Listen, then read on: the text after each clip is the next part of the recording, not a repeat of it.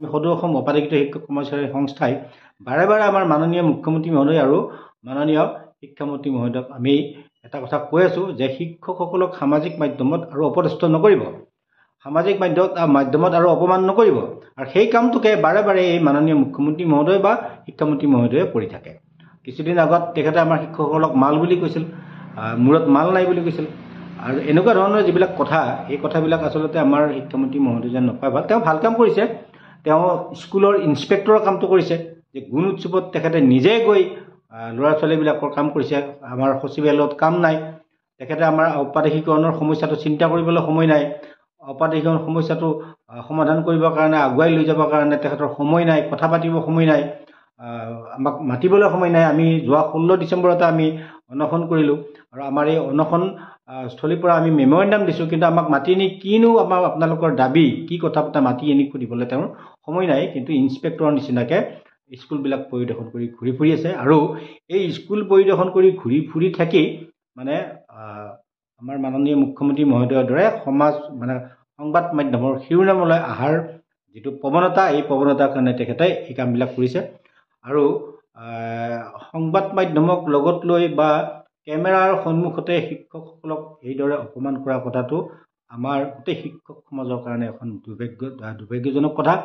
আনহাতে অকল মই অপাধিকৃত বুলি কোৱা নাই, সমগ্ৰ শিক্ষক সমাজখনক লজ্জিত কৰা বা লাজ দিব বিচৰা বা অপদস্থ কৰিব বিচৰা এটা প্ৰচেষ্টা বুলি আমি অভিহিত কৰিছোঁ।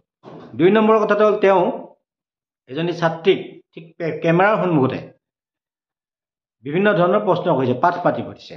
এতিয়া তেওঁ সেই কামখিনি কেমেৰা নোলোৱাকৈও কৰিব পাৰিলেহেঁতেন, কিন্তু কেমেৰা লৈ সেই ছোৱালীজনী এতিয়া কিছুমান সংবাদ মাধ্যমে এতিয়া তাতে ব্লগ দি তেওঁক নেদেখা, মুখখন নেদেখা কৰি দিছে। যদিও ইতিমধ্যে প্ৰচাৰ মাধ্যমৰ জৰিয়তে এই ছোৱালীজনীক মানে প্ৰচাৰ কৰা হ'ল। আৰু এই ছোৱালীজনীয়ে এতিয়া যিটো মানসিক অৱস্থাত আছে বা থাকিব বুলি আমি অনুমান কৰোঁ, এই কথাটোৰ বাবে জগৰীয়া কোন হ'ব? আৰু শিক্ষামন্ত্ৰী মহোদয় হ'বনে? এইবিলাক অযুত প্ৰশ্ন। কথাটো হ'ল, তাতে তেওঁ কৈছে যে পাঠ পঢ়িবলৈ তোমালোকক দিয়ে নে নিদিয়ে? ছোৱালীজনীয়ে স্পষ্টভাৱে কৈছে পাঠ পঢ়িব দিয়ে, কিন্তু ছোৱালীজনীয়ে পাঠ পঢ়িব পৰা নাই। এই যে ছোৱালীজনীয়ে ক্লাছ 9ত বা ক্লাছ 8ত পাঠ পঢ়িব নজনা দোষটো সেইখন স্কুলৰে শিক্ষকক কিয় দিলে? মই ভাবোঁ এয়া মাননীয় শিক্ষামন্ত্ৰী মহোদয়ৰ অজ্ঞতাৰ কাৰণে এই দোষটো দিছে। আচলতে দোষটো ক'ত আছে? ল'ৰা ছোৱালীবিলাকে, ছাত্ৰ ছাত্ৰীবিলাকে পাঠ পঢ়িব নজনা দোষটো আহে প্ৰাথমিক পৰ্যায়ৰ পৰা। প্ৰাথমিক পৰ্যায়ত এই দোষবিলাক কিয় নাথাকিব? আপোনালোকে চাওক, প্ৰাথমিক পৰ্যায়ত বিশেষকৈ প্ৰাথমিক স্কুলবিলাকত এজন বা দুজনীয়া শিক্ষকেদি চলোৱা শিক্ষানুষ্ঠান প্ৰায় 70% শিক্ষানুষ্ঠান আছে, য'ত মানে RTEৰ যিটো PTR 30:1 এইটো মানে অপব্যৱহাৰ কৰি, ওলোটাকৈ ব্যৱহাৰ কৰি স্কুলবিলাকক ছাত্ৰ ছাত্ৰীসকলক বঞ্চিত কৰা হৈছে মাত্ৰ এজন শিক্ষক দিয়ে। এখন স্কুলত যদি 30জন ছাত্ৰ ছাত্ৰী থাকে, তাতে এজন শিক্ষক থাকিব, আৰু তাতে ক্লাছ থাকিব 6টা, প্ৰতিটো ক্লাছৰে 6টাকৈ বিষয় থাকিব। গতিকে এজন শিক্ষকে 6টা ক্লাছত 6টাকৈ 37টা বিষয় কোনে পাৰিব? মাননীয় শিক্ষামন্ত্ৰী মহোদয় পাৰিবনে? তেওঁ এদিন ক্লাছ কৰি দেখাওকচোন, যে 6টা ক্লাছত 6টা বিষয়, 6×6=36টা ক্লাছ তেওঁ কৰি দেখাওক। যদি পাৰে আমি প্ৰত্যাহ্বান জনাইছোঁ তেখেতক।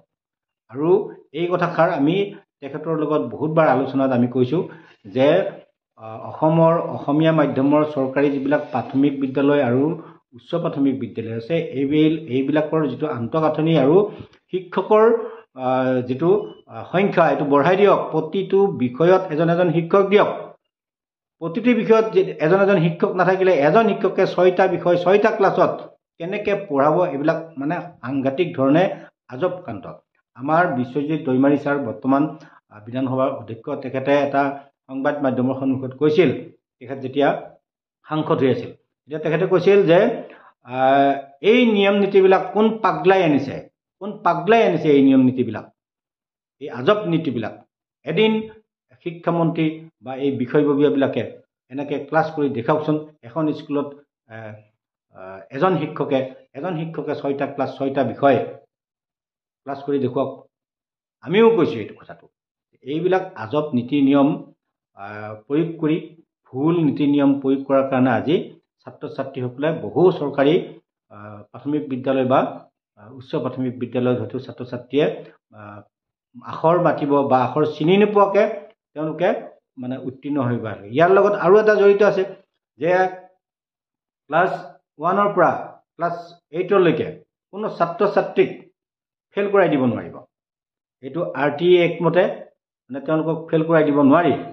ফেইল কৰি দিব নোৱাৰাৰ কাৰণে তেওঁলোকৰ যদি পাঠ স্কুলত নহাকৈও যদি থাকে, তাৰপিছতো যদি স্কুলত কেইদিনমান আহে সেই ল'ৰাটো বা ছোৱালীটোক পাছ কৰি দিবলগীয়া বাধ্য হৈ যায় শিক্ষক।